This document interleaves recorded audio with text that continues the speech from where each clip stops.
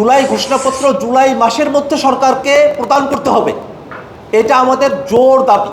জুলাই সনদ এবং জুলাই ঘোষণাপত্র এই দুইটা আলাদা ডকুমেন্ট, কিন্তু দুইটা ডকুমেন্টকে গুলিয়ে ফেলে জাতীয় নাগরিক পার্টি এনসিপির অবস্থানকে অনেকে প্রশ্নবিদ্ধ করছেন। আমরা বরাবরই বলে এসেছি, জুলাই ঘোষণাপত্র বাংলাদেশে জুলাই আগস্ট গণ অভ্যুত্থানের মধ্য দিয়ে 5 আগস্টে আমরা যে বিজয় অর্জন করেছি তার একটা ঐতিহাসিক স্বীকৃতির একটা মাধ্যম, একটা ঐতিহাসিক ডকুমেন্ট এবং তার একটা আইনি ভিত্তি থাকবে। কিন্তু জুলাই সনদ হলো আমরা ঐকমত্য কমিশনে রাজনৈতিক দলগুলো সংস্কারের যে প্রস্তাবনাগুলো আলোচিত হচ্ছে সেই সংস্কারের প্রস্তাবনাগুলোর ঐকমতের ভিত্তিতে সেগুলো বাস্তবায়নের জন্য একটা আলাদা ডকুমেন্ট। আমাদের আহ্বায়ক জনাব নাহিদ ইসলাম জুলাই পদযাত্রার শুরুতে তিনি বলেছিলেন যে সরকার যদি জুলাই মাসের মধ্যে জুলাই ঘোষণাপত্র জারি না করেন তাহলে আমরা এনসিপির পক্ষ থেকে সকল শরিকদেরকে সাথে নিয়ে, ফেসিবাদ বিরোধী সকল পক্ষকে সাথে নিয়ে আমরা জুলাই ঘোষণাপত্র জারি করব। জুলাই ঘোষণাপত্র জুলাই মাসের মধ্যে সরকারকে প্রদান করতে হবে, এটা আমাদের জোর দাবি।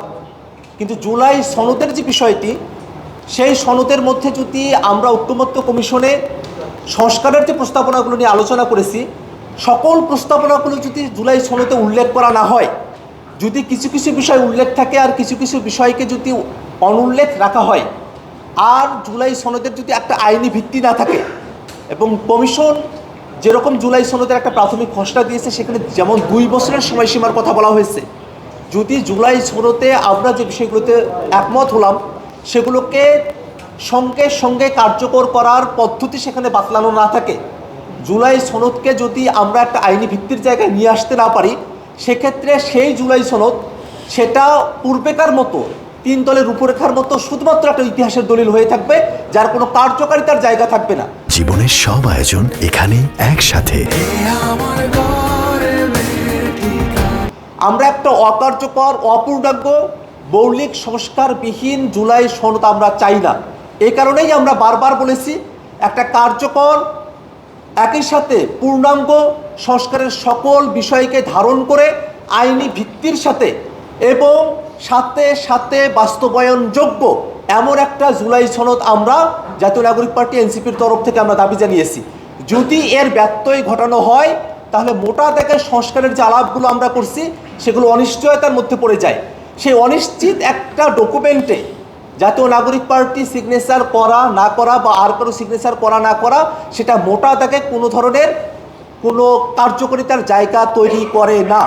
এই কারণেই আমরা সাংবাদিকদের কাছে খোলাসা করে বলছি, জুলাই ঘোষণাপত্র যার ব্যাপারে বৈষম্যবিরোধী ছাত্র আন্দোলনের ডাকে গত বছর 31শে ডিসেম্বর আমরা শহীদ মিনারে একত্রিত হয়েছিলাম, সরকার সময় চেয়েছিলেন, পরবর্তীতে আবার সময় তারা বৃদ্ধি করেছেন, কিন্তু এখনও পর্যন্ত জুলাই ঘোষণাপত্র জুলাই জারি করা হয় নাই।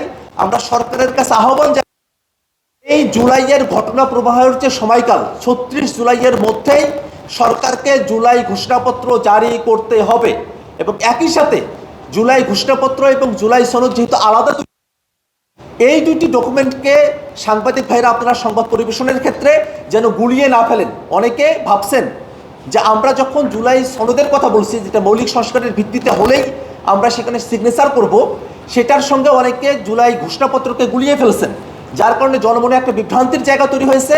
আমরা জনগণের কাছে খুব খোলাসা করে বলতে চাই, জুলাই ঘোষণাপত্রের ব্যাপারে জাতীয় নাগরিক পার্টি 1 বিন্দু ছাড় দিতে প্রস্তুত নয়।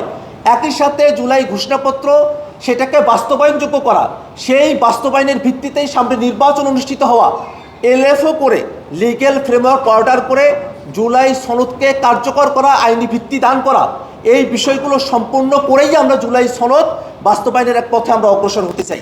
ধন্যবাদ সকলকে।